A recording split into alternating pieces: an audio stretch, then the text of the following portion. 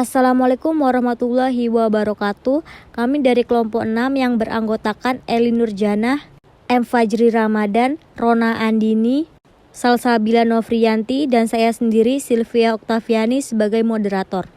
Dengan dosen pengampu yaitu Mistika Febriani MPD selaku dosen mata kuliah bimbingan konseling karir. Di sini kami akan mempresentasikan materi mengenai pembelajaran sosial dan teori kognitif, pembelajaran interaktif, Krumboltz, kuliah studi kasus teori karir. Baik, langsung saja ke materi yang pertama akan dibacakan oleh Eli Nurjanah. Social Learning Krumboltz. Dasar dari teori pemilihan karir oleh Krumboltz memandang bahwa manusia memilih karirnya berdasar hasil dari pengalaman dan pengaruh dalam hidupnya. Teori ini berasumsi bahwa kepribadian individu dan perilaku yang dimiliki seseorang timbul dari pengalaman belajar yang unik. Pengalaman belajar ini terdiri dari kontak antara analisis kognitif yang positif dan event-event yang menguatkan secara negatif. Michel dan Krumboltz, 1984. Oke, materi yang selanjutnya akan dibacakan oleh Rona Andini. Proses pelaksanaan bimbingan dan konseling karir dengan pendekatan social learning Krumboltz.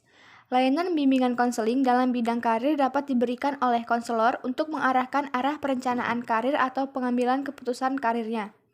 Dengan layanan bimbingan konseling yang sesuai akan menyebabkan klien merencanakan arah pilihan karirnya dengan tepat. Klien dan konselor bisa mengarahkan seperti ada perencanaan karir yang sesuai dengan faktor internal dan eksternal dari klien. Dalam proses pelaksanaan bimbingan dan konseling karir dengan pendekatan social learning Krumboltz, dalam menentukan pemilihan karir seseorang dapat juga dengan menggunakan langkah-langkah seperti 1. Identifikasi masalah, 2. Diagnosis, 3. Prognosis, 4. Treatment, dan yang terakhir evaluasi atau follow up. Materi yang selanjutnya akan dibacakan oleh Salsabila Novriyanti. Pengambilan keputusan karir teori Krumboltz. Pendekatan belajar sosial terhadap teori perkembangan karir atau social learning to career development theory menekankan pada pentingnya perilaku dan kognisi dalam membuat keputusan karir. Pembuatan keputusan karir individu dipengaruhi oleh lingkungan atau proses pembelajaran sosial, terutama dari orang lain yang berarti signifikan atau significant other.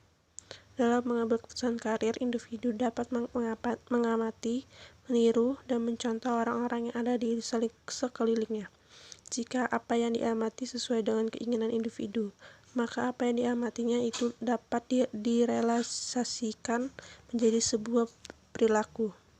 Materi yang selanjutnya yaitu mengenai kognitif teori Krumboltz, learning, interactive, lecturing, case study, theories of career. Salah satu pendekatan konseling karir adalah social cognitive career theory. Merupakan teori karir yang berdasarkan teori self-efficacy Bandura, yang menyatakan bahwa hubungan yang saling mempengaruhi antara manusia dan lingkungannya. Nah, dalam teori ini beranggapan bahwa tujuan, kepentingan, dan pilihan karir sangat berkaitan dengan keyakinan diri dan harapan seseorang.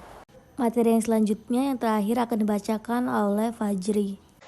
SCCT berasal terutama dari teori kognitif sosial Albert Bandura yang menekankan interaksi antara diri pemikiran dan proses sosial dalam membimbing perilaku manusia.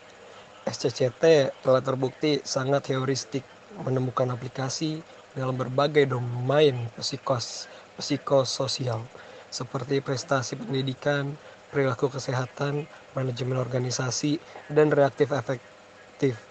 SCCT terkait dengan dua cabang penyelidikan karir yang telah berevolusi dari kerangka umum Bandura, teori belajar sosial, dan teori Krumboltz tentang pengambilan keputusan karir. Menurut Krumboltz, Michel dan Janes, Michel dan Krumboltz, atau dalam Land Brown dan Hackett 2002.